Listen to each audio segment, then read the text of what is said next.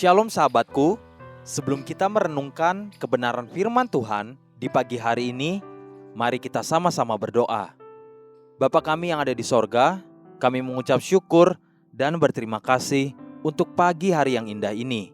Pagi hari ini, kami ingin mendengar tentang kebenaran firman-Mu.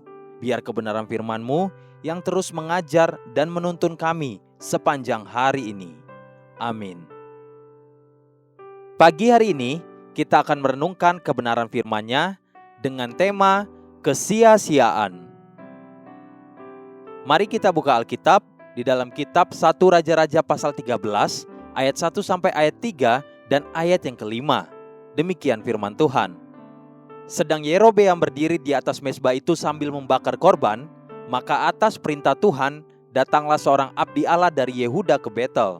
Lalu atas perintah Tuhan berserulah orang itu terhadap mezbah itu, katanya, hai mezbah, beginilah firman Tuhan, bahwasanya seorang anak akan lahir pada keluarga Daud, Yosia namanya.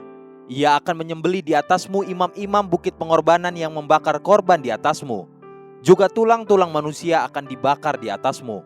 Pada waktu itu juga, ia memberitahukan suatu tanda ajaib, katanya, inilah tanda ajaib, bahwa Tuhan telah berfirman, bahwasanya mezbah itu akan pecah, sehingga tercurah abu yang ada di atasnya. Mezbah itu pun pecahlah, sehingga abu yang di atasnya tercurah, sesuai dengan tanda ajaib yang diberitahukan abdi Allah itu atas perintah Tuhan.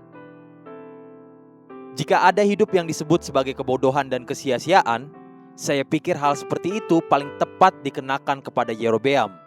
Bagaimana tidak? Coba perhatikan perkataan janji Tuhan kepada Yerobeam pada saat dia diangkat menjadi raja atas Israel yang diperkatakan oleh Ahia, hamba Tuhan itu.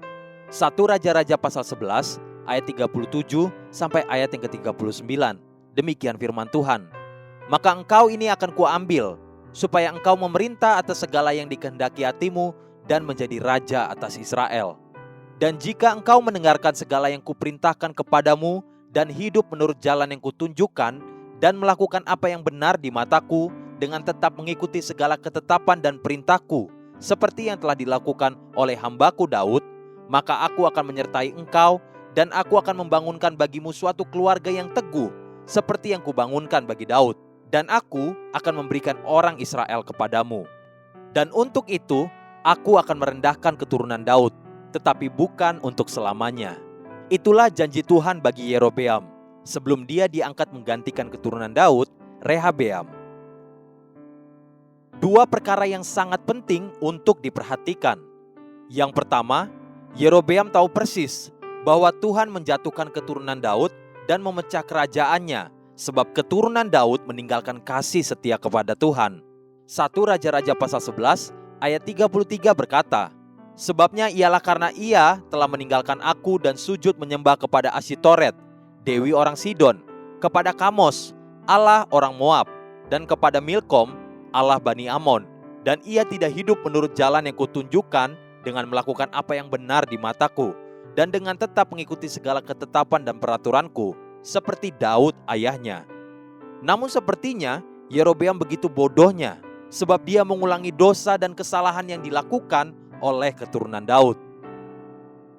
Yang kedua, Yerobeam menerima satu janji yang terlalu luar biasa, yaitu menjadi seperti Daud di mata Tuhan dan keturunannya seperti keturunan Daud. Namun pada zaman dan masa hidupnya saja, Yerobeam telah menghancurkan semua itu.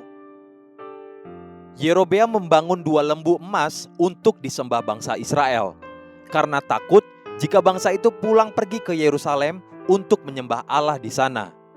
Itulah yang disebut kesia-siaan. Kesia-siaan terjadi pada saat manusia meninggalkan Tuhan Allahnya. Pagi ini, carilah wajah Tuhan. Haleluya. Sahabatku, mari kita sama-sama berdoa.